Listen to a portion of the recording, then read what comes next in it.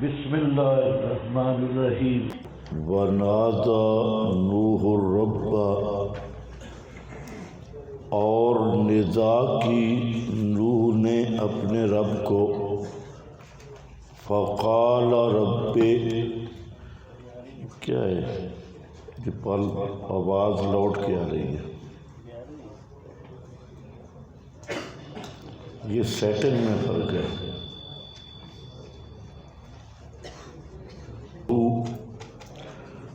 اور ندا کی نوح نے اپنے رب کو، مسلک الانبیاء فی مسألۃ الدعاء، فقال رب، پس عرض کی اے میرے پروردگار، ان ابنی من اہلی، بے شک بیٹا میری اہل سے ہے، بإن وعدک الحق، اور بے شک وعدہ تیرا سچا ہے کہ اہل کو بچاؤں گا، وانت احکم الحاکمین، اور تو بڑا ہے حاکموں کا۔ قال یا نوح انہ لیس من اہلک، فرمایا اے نوح نہیں ہے وہ تیرے اہل جو ناجی ہیں، انہ عمل غیر صالح، بے شک عمل اس کا غیر صالح گندہ ہے، فلا تسألن ما لیس لک بہ علم، پس نہ سوال کر مجھ سے اس بات کا جو نہیں ہے تجھے اس کا کوئی علم۔ یہ ٹھیک ہے، جہاں اگر ہو تو ٹھیک ہے، صاف ہے، یہ 2-3 کو سمجھاؤ۔ ما لیس لک بہ علم انی اعظک ان تکون من الجاہلین، بے شک میں باز کرتا ہوں تجھے یہ کہ ہو جائے تو انجانوں سے۔ قال رب انی اعوذ بک، تو نادى نوح ربہ، یہ آپ پڑھ چکے ہیں، اس میں 2 تقریریں ہیں۔ ایک تقریر یہ ہے کہ حضرت نوح کا بیٹا یہ منافق تھا، اندر سے مشرک تھا، اور اوپر سے حضرت نوح کے ساتھ لگا ہوا تھا۔ حضرت نوح علیہ السلام سمجھ رہے تھے کہ یہ مومن ہے، اور اس کے نفاق کا حضرت کو علم نہیں تھا، اسی لیے آپ کے پاس لکھا ہے کان ابنہ یسر الکفر ویظہر الایمان، کہ حضرت کا بیٹا کفر چھپاتا تھا، ایمان کو ظاہر کرتا تھا۔ فاخبر اللہ تعالی نوحا بما هو منفرد بہ من علم الغیوب، تو اللہ تعالیٰ نے حضرت نوح کو خبر دی، کیونکہ غیب کا علم صرف اللہ جانتا ہے، حضرت نوح غیب دان نہیں تھے۔ اے علمت من حال ابنک ما لم تعلمہ انت، تو معنی یہ ہوگا کہ میں آپ کے بیٹے کی وہ حالت جانتا ہوں جو آپ نہیں جانتے۔ اسی طرح شیخ ابو منصور فرماتے ہیں کان ابن نوح منافقا لا یعلم نوح بکفرہ، کہ ابن نوح منافق تھا اور نہیں جانتے تھے حضرت نوح اس کے کفر کو، وَإِلَّا لَا يَحْتَمِلُ أَن يَقُولَ نوح ان ابنی من اہلی، ورنہ حضرت نوح یہ سوال نہ کرتے کہ یہ میرے اہل سے ہے اور اس کی نجات کے بارے میں بھی سوال نہ کرتے. یہ مظہر ہی ہے. اسی طرح اس کے بعد روح المعانی ہے. فرماتے ہیں فالحق ان ذالک مسألۃ الانجاء وکان قبل تحقق الغرق عند رؤیت المشارفۃ علیہ. جیسے صبح میں نے ترجمہ کیا کہ یہ نادى نوح الرب، یہ اس وقت ہے جب بیٹا ابھی غرق نہیں ہوا تھا اور یہ غرق ہونے کے قریب تھا. لم یکن عالما بکفرہ، حضرت نوح اس کے کفر کو نہیں جانتے تھے. لأنہ لم یکن مجاہرا بہ، اس لیے کہ وہ کفر ظاہر نہیں کرتا تھا، ورنہ حضرت اس کے لیے دعا نہ کرتے. تو یہ ایک تقریر ہے کہ حضرت نوح کا بیٹا یہ منافق تھا اور حضرت نوح کو اس کے دل کا پتہ نہیں تھا.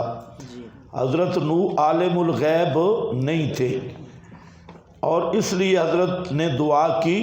تو اس تقریر پر معنی ہوگا وَنَادَ نُوحُ الرَّبَّ، اور ندا کی نوح نے اپنے رب کو.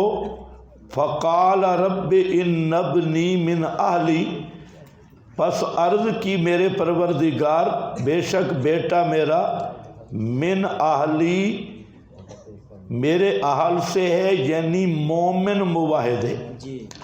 مومن مواحد. اب یہ معنی ہوگا ان وعدک الحق، اور تیرا وعدہ سچا ہے کہ اہل ایمان کو بچاؤں گا یا اہل مومن کو بچاؤں گا. جو مومن اہل ہے وہ بچے گی. وَأَنْتَ أَحْكَمُ الْحَاكِمِينَ، اور تو بڑا ہے حاکم حاکموں کا.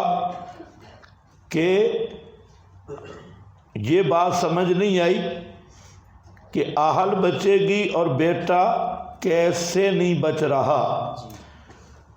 قال یا نوح انہ لیس من اہلک، تو جواب ربانی فرمایا اے نوح نہیں ہے وہ تیرے اہل میں سے جو ناجی ہیں، نجات پانے والے، یعنی وہ مومن نہیں ہے.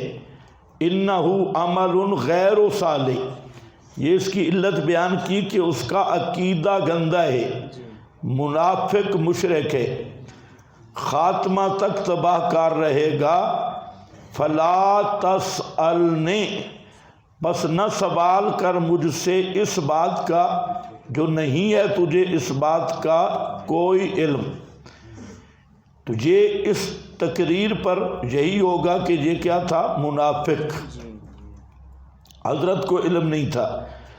دوسرا یہ کہ بعض نے جو تقریر کی وہ یہ ہے کہ حضرت نوح کا یہ ندا جو تھی پہلے بیٹا کو دی کہ ارکم معنا، ہمارے ساتھ سوار ہو جا، کافروں کا ساتھ نہ دے.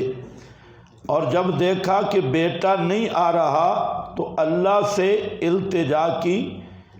بیٹے کو بھی ایمان کی دعوت دے رہے تھے اور اللہ تعالیٰ کے سامنے بھی یہی التجا تھی کہ بیٹا میرے خاندان سے ہے، اسے ایمان کی توفیق دے. یہ ابھی تک غرق نہیں ہوا تھا اور عذاب اس کے ساتھ مباشر نہیں ہوا تھا. اب اس پر اشکال نہیں.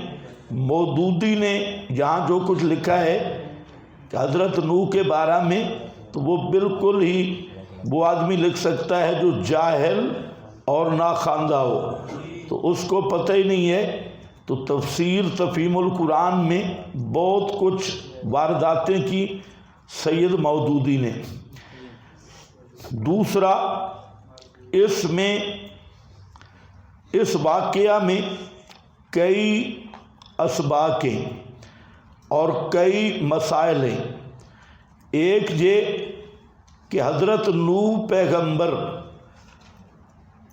ان کا سگا بیٹا، نسبی بیٹا یہ آپ کے نسب سے ہے۔ بعض علماء نے لیس من اہل کا اس پر غلط تفسیر کی اور یہ کہا کہ یہ حضرت نوح کا حلالی بیٹا نہیں تھا۔ تو آپ کے حاشیے پہ لکھا ہے کہ یہ بہت جہالت کی بات ہے، اور یہ جن حضرات نے کی ہے انہیں مقام نبوت کا بھی علم نہیں۔ تفسیروں میں یہ قول بھی ملے گا۔ اور یاد رکھو پیغمبر کی کوئی بیوی بھی وہ زانیہ نہیں ہوتی۔ تو یہ حضرت نوح کا اپنا بیٹا تھا، تو لیس من اہلک کہنے سے آگے خود وضاحت آ گئی انہو عمل غیر صالح۔ تو اس سے پتہ چلا کہ نسب بغیر ایمان کے فائدہ نہیں دیتا۔ پیغمبر کا بیٹا بھی ہو لیکن مشرک ہو تو اس کو پیغمبر کا بیٹا ہونا بھی نہیں بچا سکتا۔ جیسے یہ کنعان مشرک تھا اور نوح پیغمبر کی کوشش کے باوجود یہ نہیں بچا اور غرق ہو گیا۔ تو اللہ تعالیٰ نے یہی مسئلہ سمجھایا کہ نسب تب کام دے گا جب ایمان ہو، اگر ایمان نہیں تو نسب پھر کام نہیں دے گا۔ یہ تو پیغمبر کا بیٹا ہے، اور آج جو پاکستانی نسب ہے کئی چوڑوں کی نسل ہے اور کلیوں کی نسل ہے، اور وہ کہلواتی ہے کہ ہم سید ہیں جی، ہم سادات ہیں، اور بھونکے ابو بکر صدیق کو، فاروق اعظم کو، حضرت عائشہ صدیقہ کو اصلی سید بھونکے تب بھی انہو لیس من اہلک۔ اور یہ جو نقلی چوڑے سید بنے ہوئے ہیں اور ساری متے کی پیداوار، اور یہ صحابہ پہ تبرہ کر کے کیا کہتے ہیں ہم سید ہیں، یہ سید نہیں، یہ سور ہے، یہ خنزیر ہے۔ ہاں ہو مشرک، اور مشرک سید نہیں ہوتا۔ مشرک جو ہو وہ خنزیر سے بھی بدتر ہے، چاہے وہ پیغمبر کی نسل سے بھی ہو۔ بدعتی سید نہیں ہوتا۔ سید وہی معتبر ہے جس کا عمل شریعت کے مطابق ہے۔ اور آج ہمارے معاشرہ میں صرف ایک ہی کوڈ چلتا ہے، فلاں کون ہے جی سید ہے، یہ سید صاحب ہیں۔ سید صاحب عقیدہ گندا سید کا، صحابہ کا دشمن، گھوڑے کا پجاری، اور سکول کالج میں جاؤ تو وہ سیدانیاں پھر رہی ہیں کجریاں بن کر، اور سارے طوائف بن کے کون ہیں جی، یہ سید ہے۔ تو یاد رکھو عقیدہ اور عمل یہ ہوتا ہے اصل، اور اگر عقیدہ اور عمل نہیں تو وہ سید کہلوائے تب بھی لعنتی ہے اور جہنمی ہے، اور چاہے کوئی اور چیز کہلوائے تب بھی۔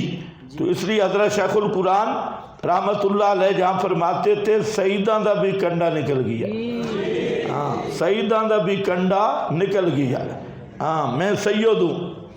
دوسرا یہ کہ زندہ پیغمبر ہے، اور زندہ پیغمبر بیٹے کے لیے پہلے بیٹے کو بلایا پھر اللہ کے سامنے رویا، لیکن زندہ پیغمبر کو بھی بیٹے کے حق میں سفارش کرنے کی اجازت بھی نہیں۔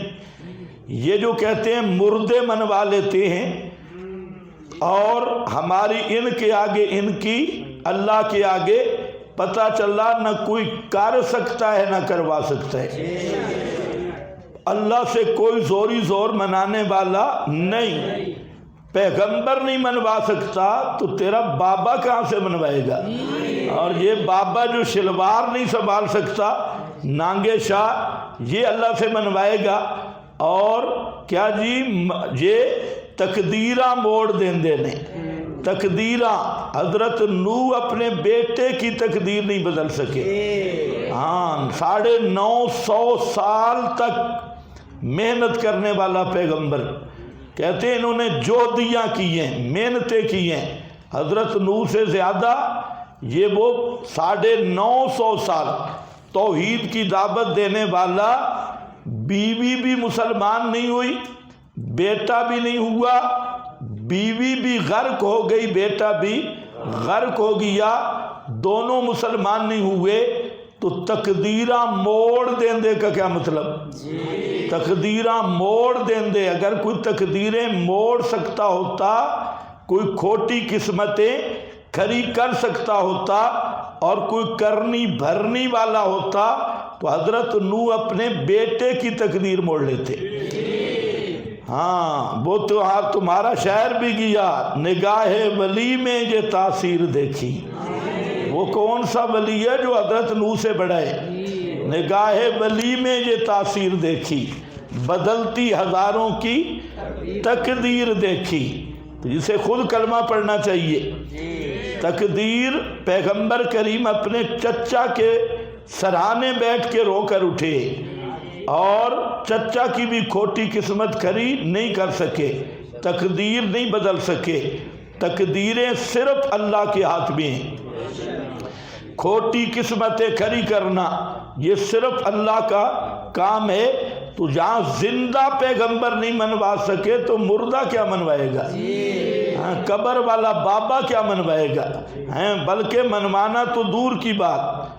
لا تسألنے فلا تسألنے، سوال بھی مجھ سے مت کرنا، دوبارہ مجھ سے مانگنا بھی نہیں، سوال پہ بھی پابندی۔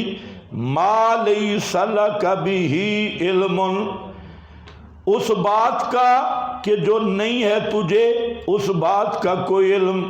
انی اعظک ان تکون من الجاہلین،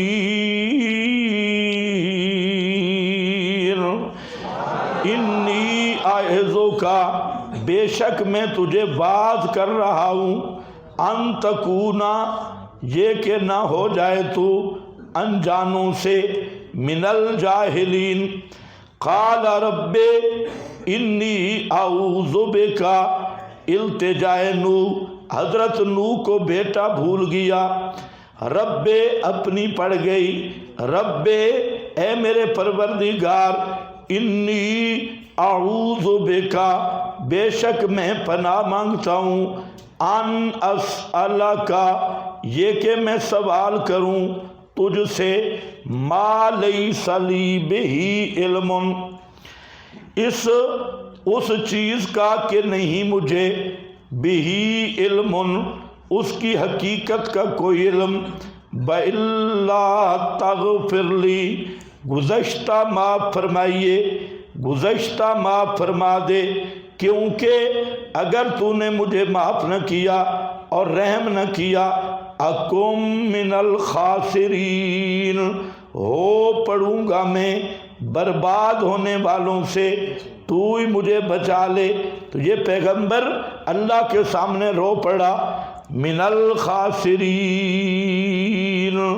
دوسرا مسئلہ پتہ چلا کہ پیغمبر نوح بھی غیب دان نہیں ہے۔